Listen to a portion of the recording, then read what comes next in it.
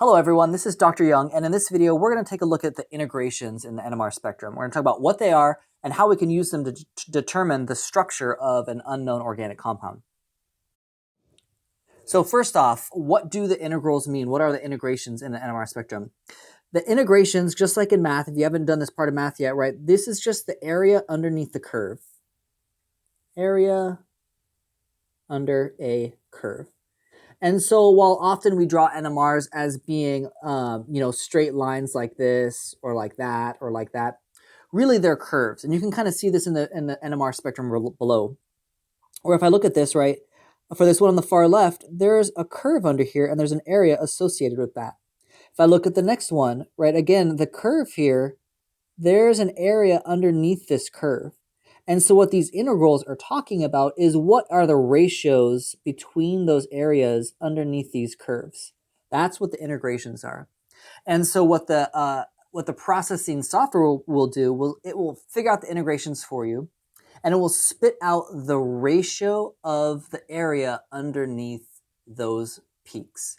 And what the ratio of the area tells you is it tells you the ratio of the hydrogens in each peak. Just the ratio, not the absolute amount.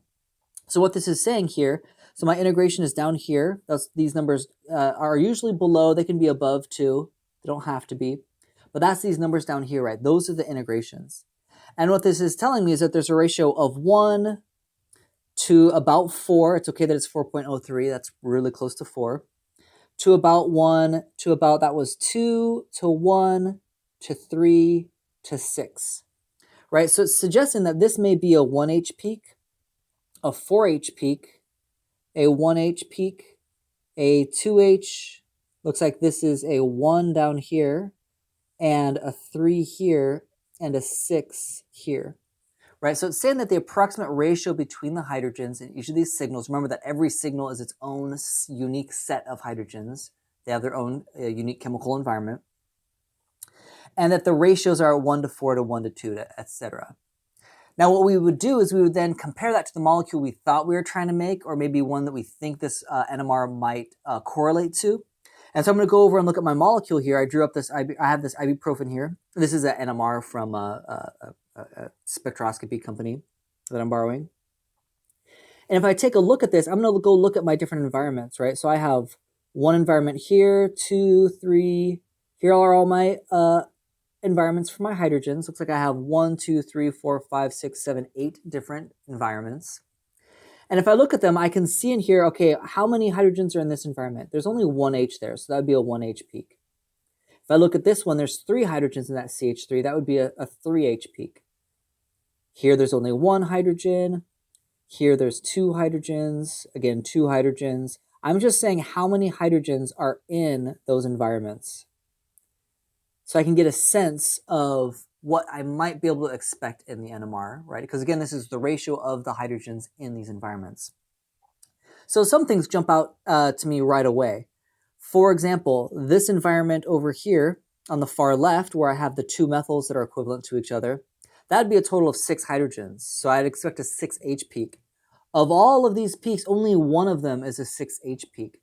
That has 6 hydrogens. That has 6 times more hydrogens in it than some of these ones that just say 1H.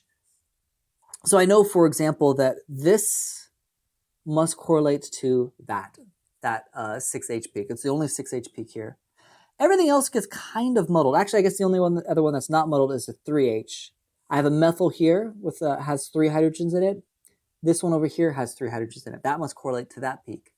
Then everything else is a whole bunch of 1H and 2H peaks, and I have a bunch of different, right? If I look at this one over here, it says that there's just 1 hydrogen here, or a ratio, again, the ratio is just 1. That could be this CH there, that could be this CH there, and that could be that CH, or that OH right there, right? I have 3 different environments on my molecule that only have 1 hydrogen in them. I'm not sure yet which one that correlates to. It might be this one, or it might be that one, or it might be that one. So again, the integrals, right, it's just the area under the curve, and that tells you the ratio of the hydrogens in that environment. And that's going to be another piece that we can use to start trying to put these together. Now we can talk. We'll do another example in a little bit where we look at the splittings and stuff like that, and so we can kind of narrow this down based on the splitting patterns. Like one of these should be a singlet, one of these should be a quartet, one of these should be a what more than sept, nonet, a nonet, or something like that. So you could break this down further, and if you want to, you can go ahead and pause and see if you can figure out which peaks go with which. But I want to show you this other one to, again, kind of further emphasize that these are simply ratios, not necessarily absolute values. So here I have another NMR. This is, again, a molecule that I had made at one point. And you notice that the ratios here are 1. So it says this is a 1H peak, 1 to 1 to 1. These are all 1s. So 1H, 1H, 1H. And then down here on the far right-hand side, I have a 3H peak. Now, so that's the ratio, 1 to 1 to 1 to, 1 to 1 to 1 to 1 to 3 is the ratio. Again, this could be multiplied up. This could be 2 to 2 to 2 to 2 to 6. This could be 3 to 3 to 3 to 3 to 9, etc., right? It's just a ratio. It's not an absolute number. Now, for me, I knew what I was trying to make. I was trying to make this molecule over here. And if I look at the environments and my expected signals for this, these methyls are in the same environment. These CHs are in the same environment. These CHs are in the same environment, as were those, as were those. So I'd be expecting a 6H, 2H, 2H, 2H, and 2H, which doesn't correspond to anything in here at all, right? Which tells me that, you know what, this is the lowest ratio, and I need to multiply up everything by 2 so that I can get this to become a 2H and a 2H and a 2H. Now, you will not really know whether or not you need to do this unless you have an idea of the molecule that you are trying to make. Or if you have the mass spec data, which tells you what the molar mass should be. But we're not there yet. We're just looking at an NMR with no other information. So if I know I'm trying to make this molecule here with symmetry, that means that I'm going to need to multiply up whatever these integral ratios are so that I can figure out how many hydrogens are in each signal. And once I do that, things start to make a lot more sense, right? Now I have a 6H peak, which clearly matches these two methyls right here. There's 6 hydrogens there, so I'd expect the 6 hydrogens over here. And then I have a whole bunch of 2s, and again, I could figure out I need to differentiate all these based on their chemical shifts and their splitting patterns. But I just wanted to emphasize that when you see these numbers down here, right, they're the ratios. Oftentimes they correspond to the actual numbers, but it could be, if your molecule has symmetry in it, it could be simply the lowest common set of multiples for that, and that you're going to have to multiply it up to get the actual number of hydrogens in each signal. So the NMR also will tell you what the ratio is of the hydrogens in every chemical. So if I look at molecules, right, kind of like I was doing on the other ones in the previous slides, I can look at a molecule and predict what my integrations should be, right? So if I have this molecule here, I have 1, 2, 3 environments. Again, there's 3 hydrogens in here, 2 hydrogens in here, and 3 hydrogens in here. So I'd expect to see a 3 to 2 to 3 ratio between the peaks, the signals in my NMR. If I go to the one on the right, I have that environment, 4 more environments, and again, this has 6 hydrogens in it. That only has 1. This has 2, 2, and 3, right? I'm just counting the number of hydrogens. And if I look at that, this is 6 to 1 to 2 to 2 to 3. That's the lowest that's the lowest ratio I can get. So that's probably what I'll see in my integrations when I take my NMR of this compound. This would be a good time to kind of pause and try to do the last two, see if you can figure out what the ratio of the hydrogens, what the integrations would be, what the integrals would be for these.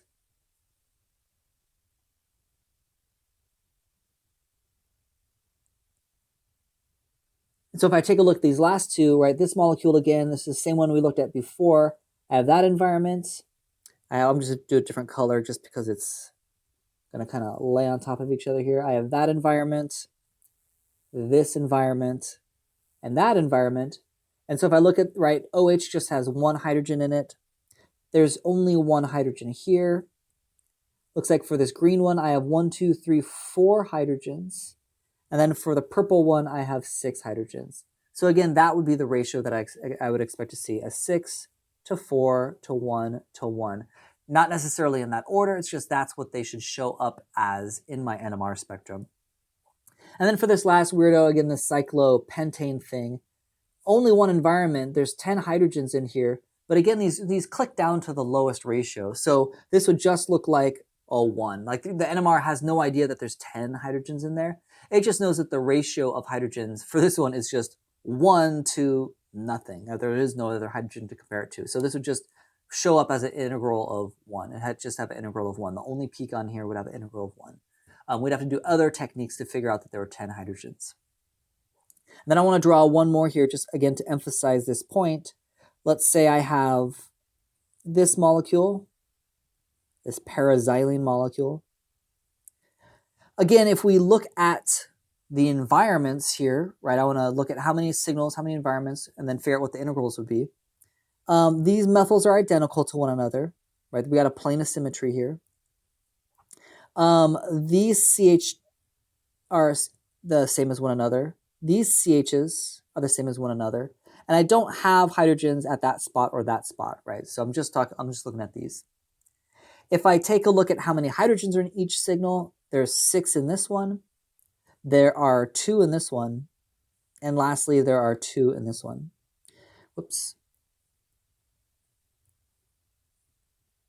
Which would give me a 2 to 2 to 6 ratio. But again, the NMR doesn't know that you have 2 hydrogens and 2 hydrogens and 6 hydrogens. All it knows is that this ratio is 1 to 1 to 3, right? It reduces it down to the lowest thing. You set one peak as being 1, and then it compares everything else to that. So this would actually show up as a 1 to 1 to 3, and you would have to figure out, based on your big old brain, that it's actually 2 to 2 to 6, because you have other information or you know what molecule you're trying to work with. So I just want to emphasize, right, these are the ratios that you would get, but they're just ratios, not necessarily absolute numbers. So back to this problem, right, which one could be the correct spectrum? We had said before that, oh, I've got 1, 2, 3 signals, 1, 2, 3, 4, 5 signals, 1, 2, 3 signals, and then 1, 2, 3 signals. And we had crossed off this one because it has too many signals, right? We only have 3. We only have A, B, and C here. We only have 3 signals, so we said that second one, that could not be it.